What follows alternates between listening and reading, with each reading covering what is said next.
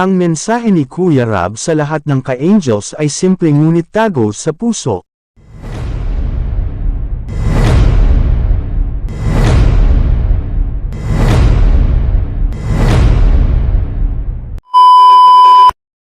Magandang araw mga kalingap! Muli na naman tayong magkakasama sa isang panibagong kwento ng pag-asa, pagmamahal, at walang sawang pagtulong sa ating mga kababayang nangangailangan. Sa mundong puno ng pagsubok, may mga taong pinipiling maging ilaw sa gitna ng dilim.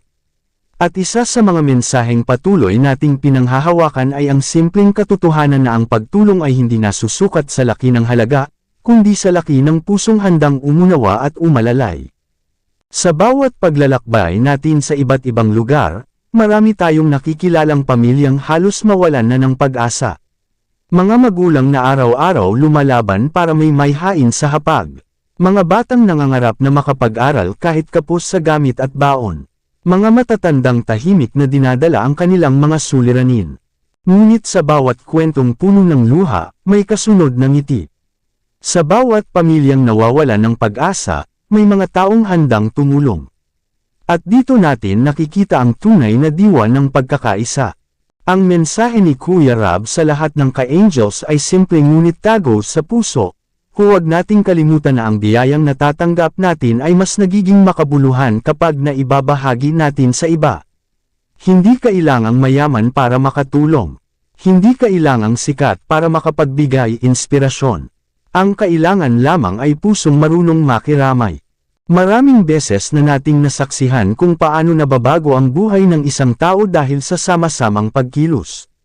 Isang simpleng tulong pinansyal, kaunting pagkain, gamot, o kahit pakikinig lamang ay maaaring maging simula ng panibagong pag-asa para sa isang pamilya.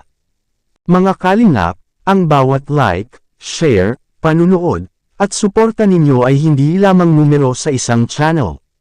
Ito ay nagiging daan upang mas marami pang taong nangangailangan ang maabot. Kayo ang dahilan kung bakit patuloy na may natutulungang mga kababayan. Kayo ang dahilan kung bakit patuloy na lumalawak ang kabutihang naipapasa mula sa isang puso patungo sa iba. Sa panahon ngayon, napakaraming dahilan para mawalan ng tiwala. Ngunit mas marami pa ring dahilan para maniwala sa kabutihan ng tao. Sa bawat taong tumutulong ng walang hinihintay na kapalit, nabubuhay ang pag-asa. Sa bawat pusong nagmamalasakit, nababawasan ang bigat ng problema ng iba. Kaya patuloy nating isabuhay ang aral na ito, kapag tayo ay pinagpala, maging pagpapala rin tayo sa iba. Kapag tayo ay nakabangon, tulungan din nating makatayo ang mga nahihirapan. Dahil sa huli, hindi ang dami ng ating naipon ang maaalala ng tao, kundi ang dami ng buhay na ating natulungan. At habang may mga pusong handang magbigay, habang may mga kalingap na patuloy na sumusuporta, hindi mawawala ang pag-asa. Patuloy nating ipalaganap ang kabutihan, pagmamahal, at pagkakaisa para sa mas marami pang pamilyang nangangailangan. Mga kalingap, maraming salamat sa inyong walang sawang suporta at pagmamahal. Naway patuloy nating buksan ang ating mga puso para sa mga nangangailangan.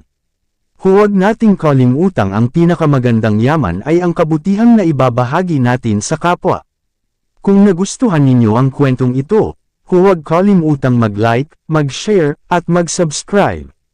Magkita-kita tayong muli sa susunod na kwento ng pag-asa at inspirasyon. Maraming salamat at pagpalain tayong lahat ng poong may kapal.